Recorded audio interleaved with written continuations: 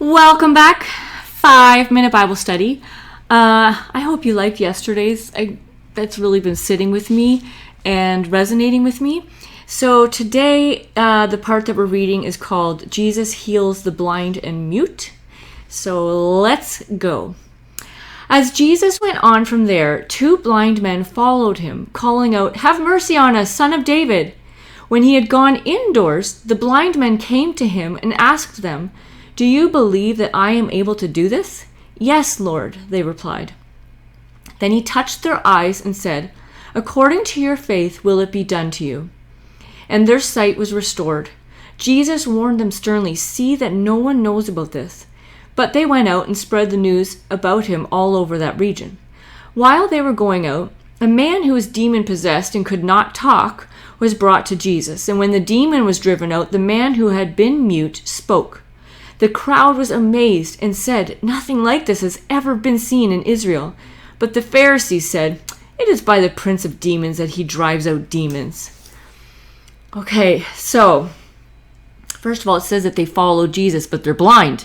So I thought, how did they follow him? Did they go by where they heard the crowd? Or could they hear his voice that they followed him and pursued him?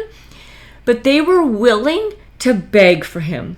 They called for him, and they called him Son of David, which tells me, okay, did they already believe? Did they have faith in who he was already? It must have. They were the ones, they were blind. They were the ones with less, but they could believe more. Sometimes the ones with less can believe more.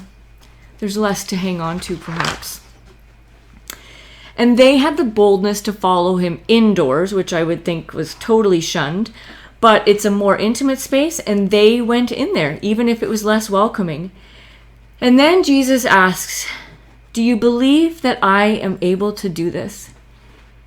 And at the time of writing this, I wrote down some circumstances in my life that are hard for me, and I won't say them out loud, but I had my own specific list, whether it be people or situations.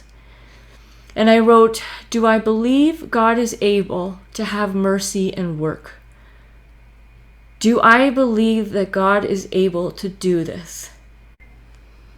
Do you believe God is able to do this? Do you have faith in his power and in his love to act?" After this, when he said, "Do you guys believe that I can do this?" all they said was, "Yes, Lord." 2 words, and Jesus jumped into action. "Do you have faith?" "Yeah." Boom, here I am. And he said, "According to your faith, it will be done to you." And I did wonder, is that true of our life? According to our faith, it will be done to us too. But then their sight came back and they could see. When they couldn't see, they chased Jesus down. And the result was that they saw him.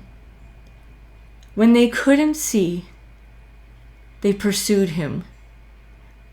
And then they could see. And I just thought how beautiful that is.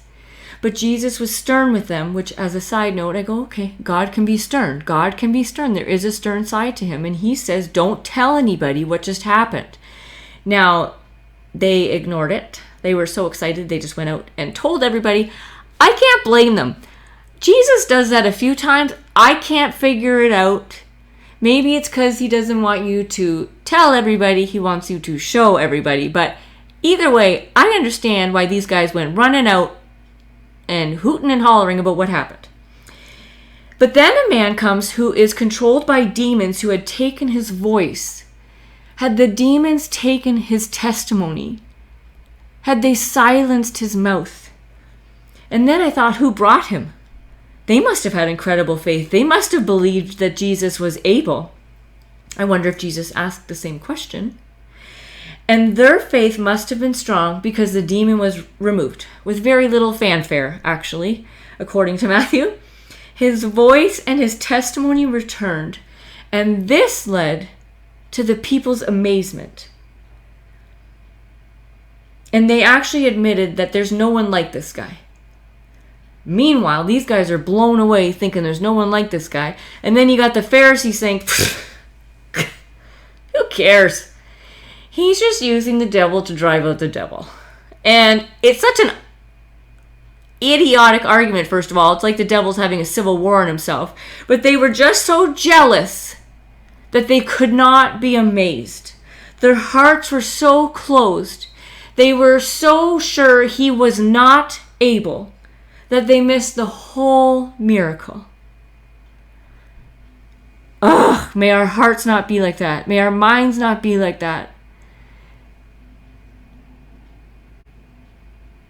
May we be willing to see the miracle and believe that God is able.